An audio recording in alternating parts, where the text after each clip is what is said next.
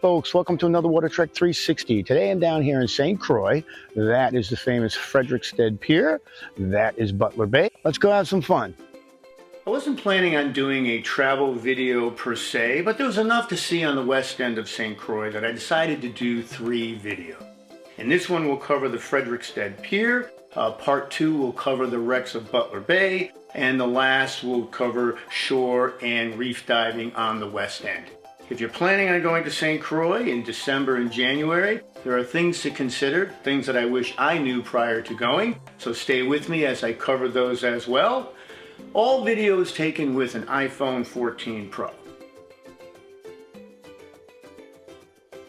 Today we look at the famous Frederiksted Pier, one of the most touted and highly dived places on the island. It's a 1,526 foot long deep water cruise ship pier.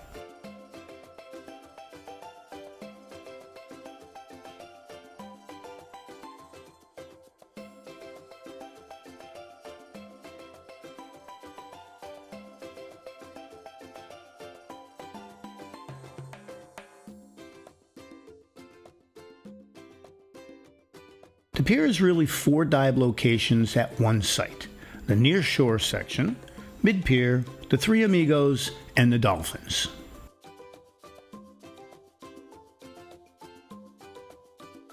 The near shore section. Cruise ships usually show up on Wednesdays and Fridays. There are several dive shops across from the pier, so it can get pretty crowded on those days. On those days, you're not allowed to dive the pier, just around the jetty and the near-shore small reefs. Here, divers enter from either the beach or from a 3-foot platform on the north side of the pier near the parking lot. There are concrete benches to don gear. Most folks surface swim to where the pilings begin on the north side and then do their descent. You head west under the pier. On the return leg, you can follow the southern edge of the pier to the rock jetty, turn around back east into shallow water. There's a small beach south of the pier parking lot. This is an easy exit. Depth in this section is usually around 30 feet. Visibility can be less due to the proximity to shore and the increased number of divers. The dolphins are a pair of freestanding concrete mooring dolphins south of the pier, used by ships to tie off. They make a nice stop at the end of a dive along the pier. They're home to all kinds of reef fish, mostly juvenile, French angels and queen angels. Makes a great night dive as well, and you can see spiny lobsters routinely walking around. They're like a mini version of the pier itself, sitting on a concrete platform.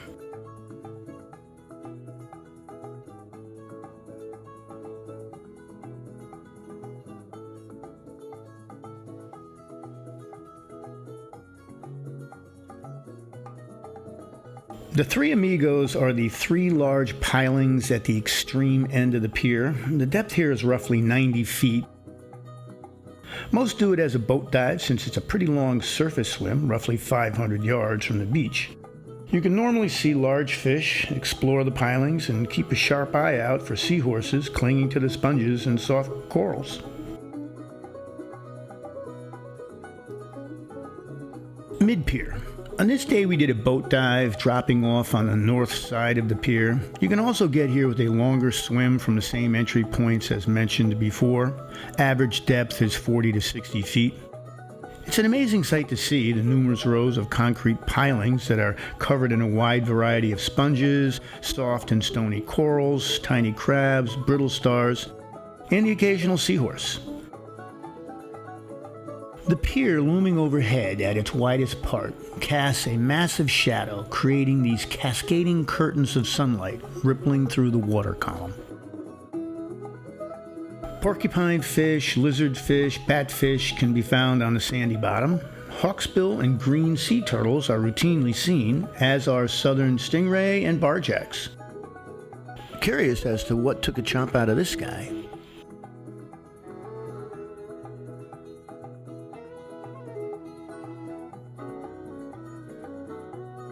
Larger fish like barracuda and grouper can be seen hiding in the darker shadows under the pier, and there are always large schools of reef fish.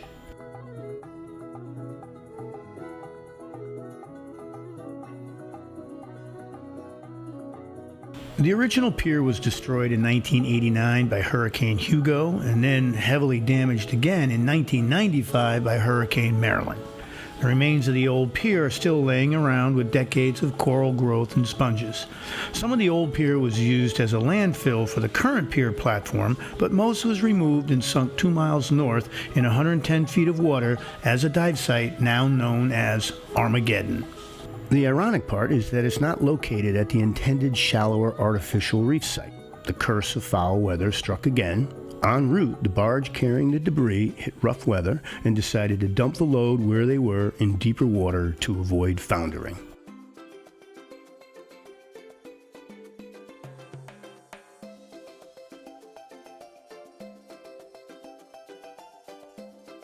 The pier is also an excellent place for night dives. Octopi, lobster, and a host of other fish not seen during the day make it a great experience.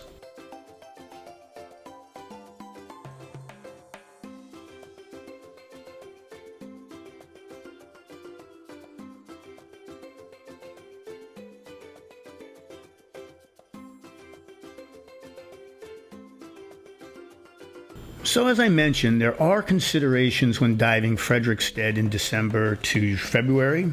The biggest challenge is that St. Croix gets what they call the Christmas winds from December through February, when the trade winds blow the strongest. It is normal in the winter months for the trade winds to blow between 20 and 30 knots consistently. Also, the jet stream tends to dip a little further south, bringing the stronger winds as well. So why is this a problem? Well, it means currents tend to be stronger, visibility is reduced, surface conditions are choppier, and unfortunately some of the dive sites cannot be frequented when you'd like. On this trip I was able to do the Butler Bay Rex, but only once. And Cane Bay was determined too rough to go by the dive shop, so we were not able to do that either. Had I known this, I would have rescheduled my trip until April. That's my fault for not checking. September to October delivers the weakest trade winds and also results in some unsettled weather, and is peak hurricane season. It's suggested that you go from April through August with the best visibility and the best weather. Frederiksted is smaller than Christiansted. It's generally a sleepier place, so there are fewer choices for entertainment, food, etc. That said, December, January can be quite fun.